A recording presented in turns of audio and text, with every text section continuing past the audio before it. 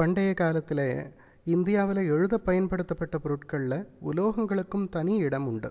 அப்படிப்பட்ட உலோகங்கள்லையும் தாமிரத்துக்கு மிகச் சிறப்பான இடம் உண்டு. அதை அடித்து நீட்ட முடியும், எழுத முடியும் என்பதனால் தாமிரத்துக்கு மிகச் சிறப்பான இடம் உண்டு. அப்படிப்பட்ட தாமிரத்தில் எழுதப்பட்ட, செம்பினில் எழுதப்பட்ட செப்பேடுகள் இந்தியாவில் பல இடங்களில், பல வடிவங்களில், பல மொழிகளில், பல எழுத்து வடிவங்களில் நமக்கு கிடச்சிருக்கு. இது எல்லா செப்பேடுகள்லேயும் தமிழகத்தை சேர்ந்த செப்பேடுகளுக்கு தனி இடம் உண்டு. காரணம் அதோட அளவு, அதோட நேர்த்தி, இந்த மாதிரியான விஷயங்கள் தான். அதுலேயும் சோழர்களோட செப்பேடுகளுக்கு இன்னும் சிறப்பான இடம் உண்டு. காரணம் எழுத்துக்களோட நேர்த்தி, மிக அதிகமான ஏடுகள், பெரிய பாவகைகள் இப்படி இருக்கிறதுனால சோழர்களோட செப்பேடுகளுக்கு மிகச் சிறப்பான இடம் உண்டு.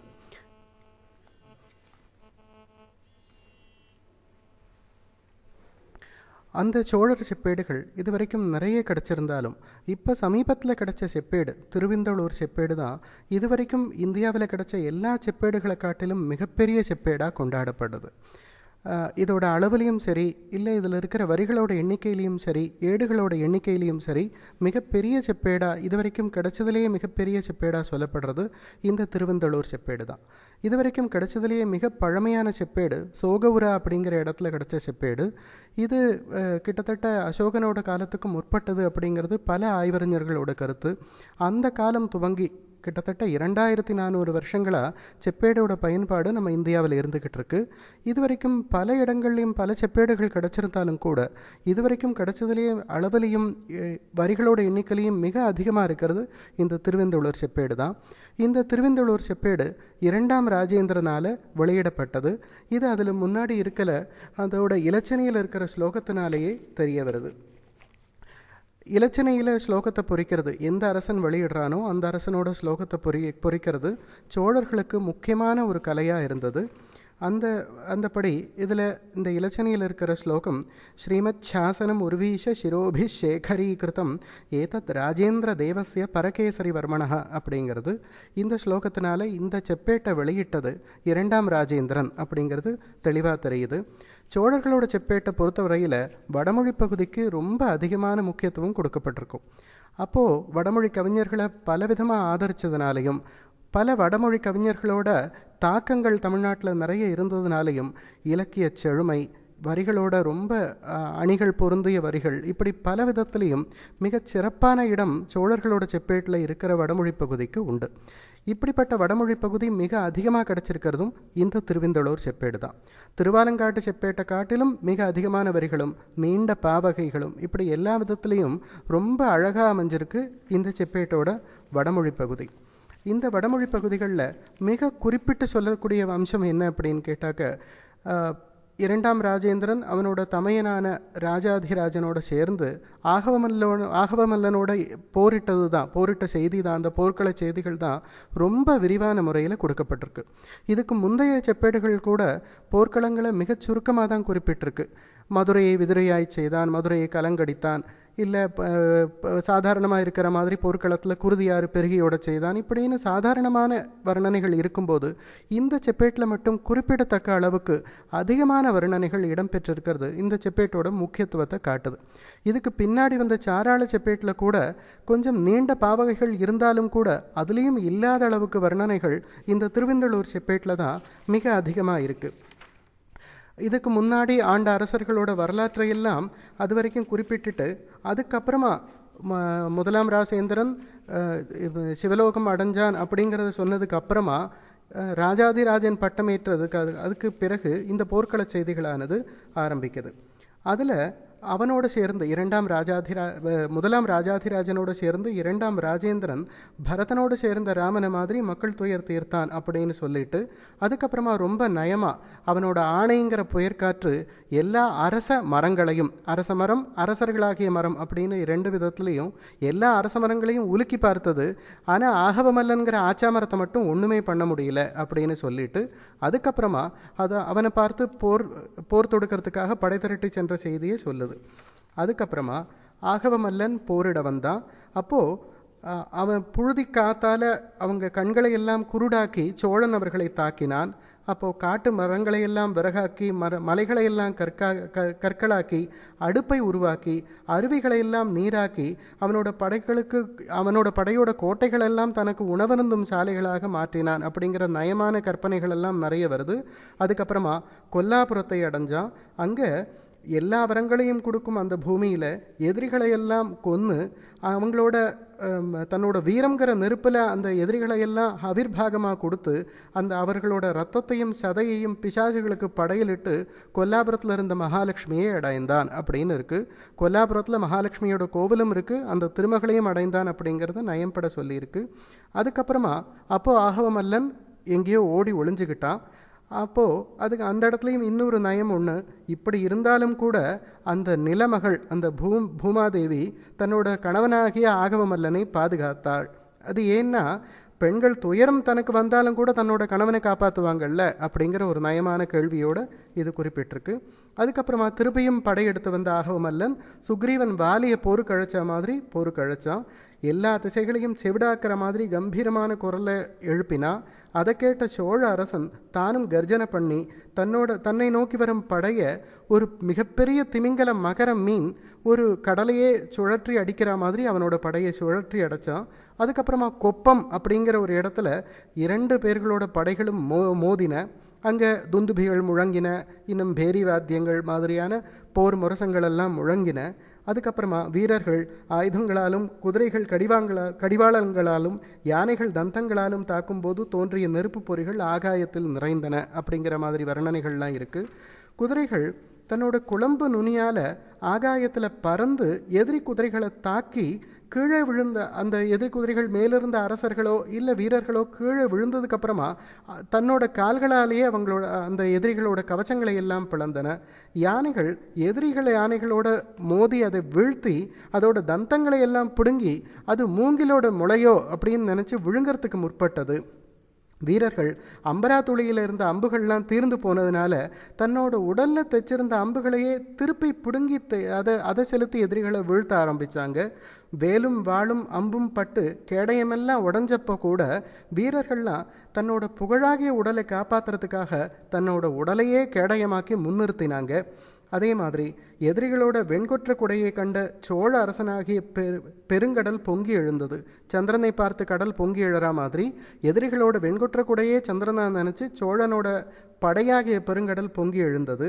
எதிரிகளோட வீரர்களை கால்களால் நசுக்கி இன்னும் பலவிதமானும் எதிரிகளோட படையை நாசமாக்கின யானைகளெல்லாம் அப்படி நாசமாக்கிட்டு இருக்கும்போது தன்னோட கோபமே இன்னொரு உருவெடுத்து வந்த மாதிரி இருந்த யானை மேலே ஏறி சோழன் போனான். அப்போது அந்த காட்டு தீ மாதிரி இருந்த அந்த ராஜாதிராஜன் எதிரிகளோட அம்பு மழையினால் அணைய நேர்ந்தது அப்படின்னு கவித்துவம் பொங்க சொல்கிறாரு. அதுக்கப்புறமா தமையனான ராஜாதிராஜன் விழுந்துபட்டதை கேட்ட அந்த இளவலான தப்ர சபாபதி அப்படிங்கிறது 2ஆம் ராஜேந்திரனோட பட்டத்துக்கு முன்னாடி இருந்த பெயர். அந்த தப்ர சபாபதி அதாவது சிற்றம்பலநாதன் அப்படிங்கிற அவன் தன்னோட யானையை அங்கே செலுத்தினான். அங்கே கொல்லப்பட்ட அரசர்களெல்லாம் சுற்றி விழுந்து கிடக்க இடையில பட்டத்து யானையோட கழுத்து மேலே ஒரு கதிரவன் தூங்குற மாதிரி தன்னோட தமையன் விழுந்து கிடந்ததை பார்த்தான். அப்போது அதை பார்த்து மிகவும் கோபப்பட்டு எழுந்திருந்தான். வெற்றி திருமகளை கல்யாணம் பண்ணிக்கணும் அப்படிங்கிற எண்ணத்தோட தன்னோட யானையோட சிவந்த கும்பங்களையே பூர்ண கும்பமாக தொட்டு எக்காலத்தை மங்களவாத்தியமாக வச்சுக்கிட்டு யானையோட பெருத்த கன்னத்திலிருந்து விழற மத நீரையே நல்ல மணமுடைய நீர் இறைக்கப்பட்ட வழியாக வச்சுக்கிட்டு அவன் அங்கே போயிட்டு இருந்தான். அப்போது தன்னோட புருவ நெரிப்பாலேயே வில் மாதிரி இருந்த தன்னோட புருவ நெரிப்பையும் உறுதியான உடலால் வேலையும் நிகர்த்திருந்த அவன் எதிரிகளோட இரத்தத்தை போல இருந்த சிவந்த கண்களோடு தன்னோட ஆயுதங்களை எல்லாம் ஒன்றொன்னா எடுக்க ஆரம்பித்தான். அவனோட வில் எதிரிகளோட ஆயுதங்களை முறியடிப்பேன் அப்படிங்கிற ஒரு உறுதிமொழியை தான் எழுப்புற அந்த டங்கார ஓசையினால் அவனுக்கு கொடுத்தது. போரில் அவனோட செய்கையை யாருமே புரிஞ்சிக்க முடியல. அவன் எப்போ அம்பை எடுக்கிறான், எப்போ அம்பை தொடுக்கிறான், எப்போ விடுத்தான் அப்படிங்கிற அந்த ரொம்ப கண நேரத்தில் நிகழ்ந்ததுனால யாராலையுமே அதை புரிஞ்சிக்க முடியல. ஒரே வேளையில் 100கணக்கான அம்புகள் அவனோட வில் தானாகவே பொழிகிற மாதிரி இருந்தது. அவனோட வில்லிலிருந்து புறப்பட்ட அம்புகள் எல்லாமே அடுத்தவங்களோட மர்ம பகுதிகளெல்லாம் பிளந்தன. அப்படி அதே மாதிரி வேர்களெல்லாம் எய்யப்பட்டன. அந்த எதிரிப்படைகளோட குதிரைகளோட தலைப்பகுதியை தாக்கி அந்த தலையை பிளந்துக்கிட்டு அதுக்கு மேலிருந்த வீரர்களோட இதயத்தையும் துளைச்சு அதுக்கப்புறமா பூமியில் வந்து விழுந்தன.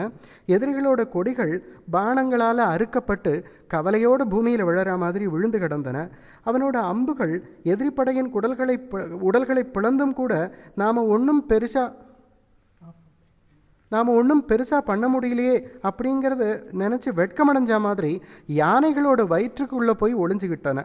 அதாவது யானைகளோட வயிற்றையும் பிளந்தன. குதிரைகளை பிளந்து வீரர்களை பிளந்து அதுக்கப்புறமா யானைகளையும் பிளக்கிற அளவுக்கு அவ்வளவு கூர்மையாகவும் அவ்வளவு நீட்சியாகவும் போக்கும் இருந்தது அப்படிங்கிறது இதோட பொருள். வீரர்கள் விழுந்ததுக்கு அப்புறமா கூட அவர்களோட ஆவி மேலே போகிறத பார்த்து அந்த ஆவியும் கூட விடமாட்டேன் பார் அப்படின்னு அவங்க உடலையும் தொடச்ச அம்புகள் மேலே போகிற ஆவியும் தாக்குற மாதிரி இன்னும் மேலெழும்பி போனன அப்படின்ட்டு சொல்கிறாரு.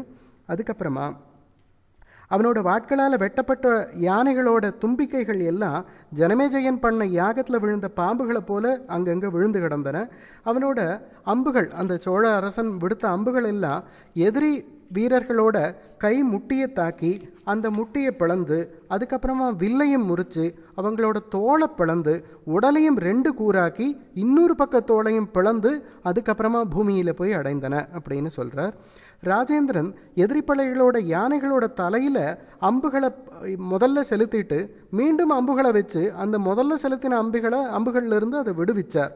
அதுக்கப்புறமா அவனோட அம்புகளால் ஆகவமல்லனோட யானைப்படை எல்லாம் முன்புறம் அலங்கரிக்கப்பட்ட மாதிரி ஆயிடுச்சு. அம்புகள் பல இடங்கள்லையும் குத்தி குத்தி அதுவே அணிகலன்கள் மாதிரி இருந்தது.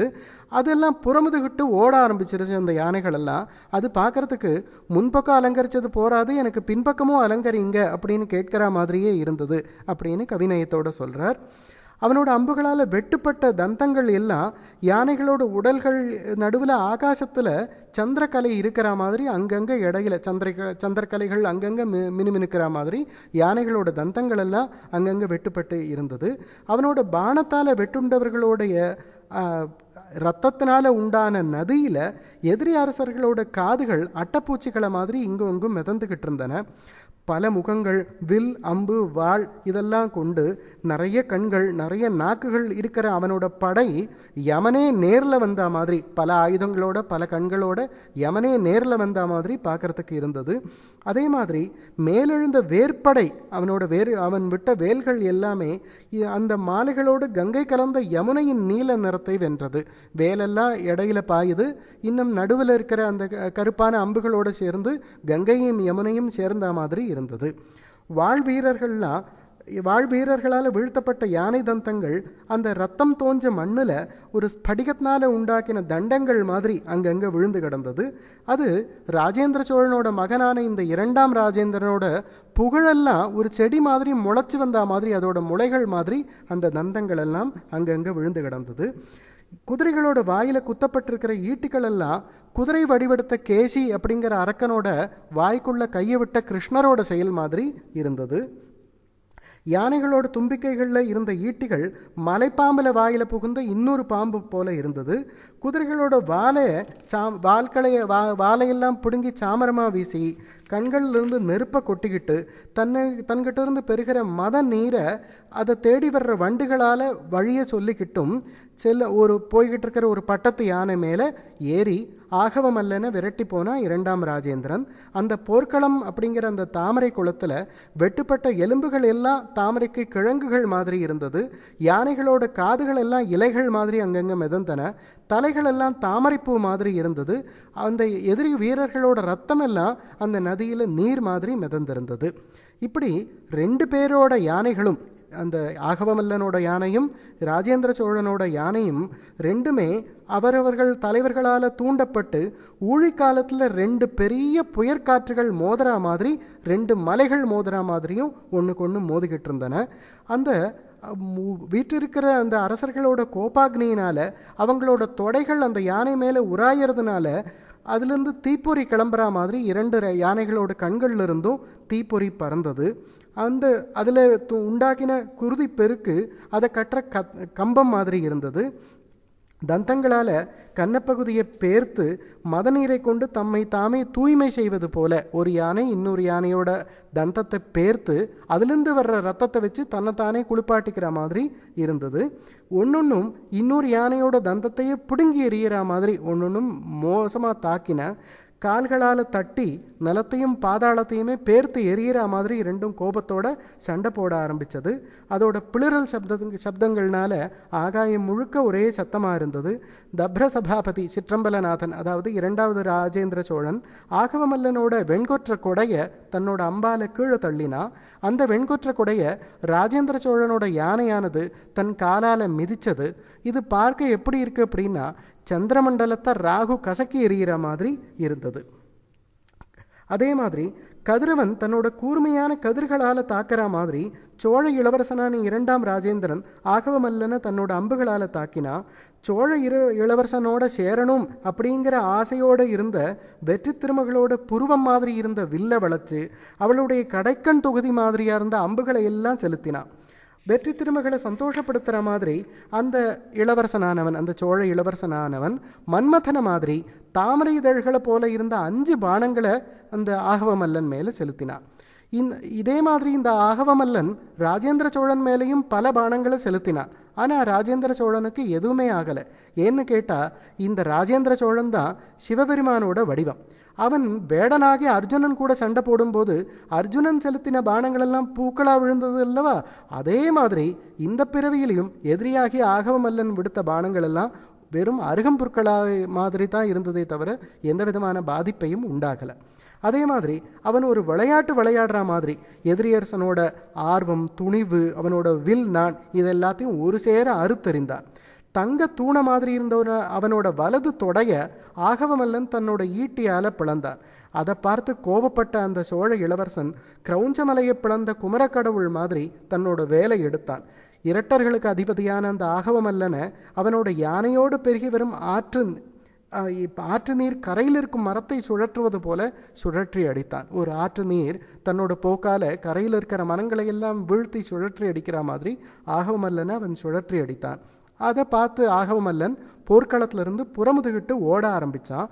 அவனை பிடிக்கணும் அப்படின்னு எண்ணம் இருந்தாலும் அது பிடிக்கிறது, போர்க்களத்தில் தப்பி ஓடுறவனை பிடிக்கிறது முறையாகாது. அப்படிங்கிறதுனால தேன் நல்லதானாலும் அதில் பூச்சிகளால் ரொம்ப கெடுதி உண்டாகியிருந்த அந்த தேனை விளக்கிற மாதிரியே ஆகவமல்லனை அவன் விட ஆரம்பித்தான். அப்போது சோழன் சும்மா இருந்தாலும் சோழனோட யானை அந்த எதிரி அரசனோட யானை ஓடுறதை பார்த்து விளையாட்ட மாதிரி அதோட வாலை எட்டி பிடிச்சது. அப்போது எதிரி அரசன் வேறு ஒரு பெண் யானையின் மேலே ஏறி தாவி அங்கிருந்து ஓட ஆரம்பித்தான். அவனோட உடல் முழுக்க மீசை, முடி இப்படி எல்லா இடத்துலையும் புழுதி பணிஞ்சிருந்ததுனால அவனோட படையை சேர்ந்திருந்தாலும் கூட அந்த பெண் யானைக்கு அவனை அடையாளம் தெரியாமல் இது புற்களாலான பொம்மையோ அப்படின்னு நினச்சி பயந்து போக ஆரம்பித்தது. அப்போது அந்த ஆகவமல்லன் கீழே விழுந்து ஓட ஆரம்பித்தான். அப்போது வீரர்களோட விளையாட்டு நிலமாகிய போர்க்களத்தையும் தன்னோட புகழையும் தன்னை அண்டியவர்களையும் வீர ஸ்வர்க்கத்தையும் எல்லாரும் புலவர்களோட போற்றுதலையும் எல்லா புலவர்களோட போற்றுதலையும் எல்லாத்தையும் விட்டுட்டு ஓடுற அவனை பிடிச்சா இதை காட்டிலும் வெட்கக்கேடான செயல் வேற ஒன்றும் இல்லை அப்படின்னு நினச்ச ராஜேந்திர சோழன் அவனை பிடிக்கவே இல்லை. கையில் கிடைச்ச எதிரியை கூட விட்டதுனால அவனுக்கு மிகுந்த புகழ் உண்டாச்சு. ஆனால் அவனை விடுத்தாலும் கூட அவனோட மனைவிகளான புகழ்மகளையும் திருமகளையும் மட்டும் அவன் எடுத்துக்கிட்டான். எதிரி அரசனோட யானைகளெல்லாம் அவன் போர்க்களத்திலேயே விட்டுட்டு ஓடினதுனால சோழ அரசனோட வீரர்கள் எல்லாரும் சிலவற்றை அந்த யானைகள் மேலே ஏறியும் சிலவற்றை கட்டி போட்டும் சிலவற்றை பெண் யானைகளை காட்டி ஆசை காட்டியும் மயக்கி சோழ வீரர்கள் கைப்பற்றினார்கள். அந்த போர்க்களமே யானைகள் நீர் விளையாடுற இடம் மாதிரி இருந்தது. இப்படி வெற்றி திருமகளை கைப்பற்றிய அந்த சோழ இளவரசன் ருக்மிணியை கண்ணன் மணந்தது போல பட்டமேற்று அந்த திருமகளை தனதாக்கினார். தான் கைப்பற்றின செல்வம், யானைகள், குதிரைகள், எதிரி அரசர்களோட பெண்கள் எல்லாரையும் தன் தமையனுக்கு முன்வைத்து அவன் வணங்கினான். அதுக்கப்புறமா ஆகவமல்லன் வளர்த்த திருமகளையும் சோழர்குல திருமகளையும் அரவணைத்து கங்கையும் யமுனையும் மனைவியாக அடைந்த ஒரு கடல் அரசனை மாதிரி அவன் விளங்கினான்.